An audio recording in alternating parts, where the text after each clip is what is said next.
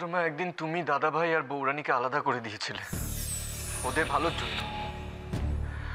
আজকে দয়া করে আমার ভালোর জন্য এতটুকু করে দাও ছোট মা।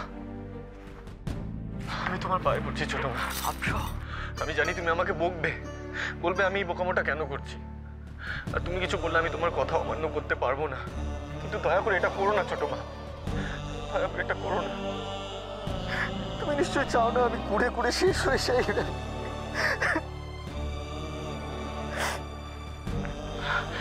ছোট মা, ছোট মা প্লিজ, ছোট মা আমি শেষ হয়ে যাচ্ছি, দয়া করে আমাকে রেহাই দাও, আমাকে মুক্তি দাও এটা থেকে। ছোট, আমাকে মুক্তি দাও।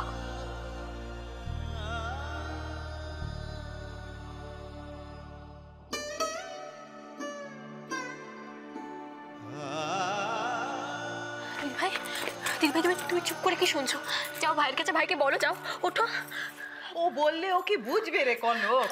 ও কি বোঝার মতন অবস্থায় আছে? না, দিদি ভাই পারবে ভাইকে শান্ত করতে। দিদি ভাই ওঠো, ওঠো দিদি ভাই। আমি কি ওকে কি বলবো? ক্ষমা চাইবে দিদি ভাই।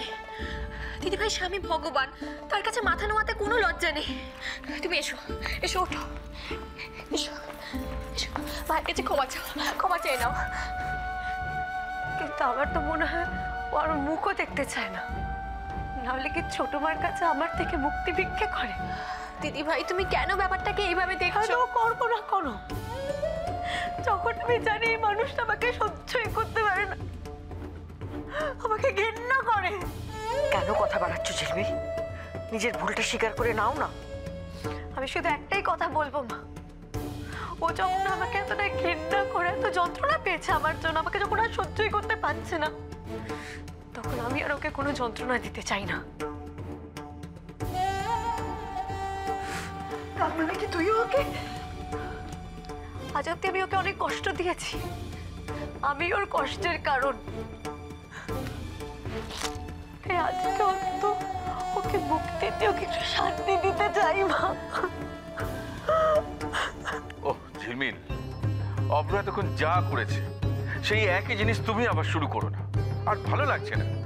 আমার আর ভালো লাগছে না বাবা, কিন্তু সত্যি আমি যদি আপনাদের সবার ভালো না থাকার কারণ হই, তাহলে আমার তো এমনিতে থাকা উচিতই না।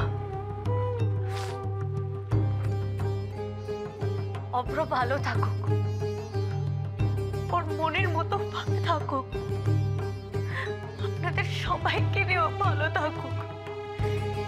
তাই আজকে আমি ওকে মুক্তি দিচ্ছি। দিদি ভাই,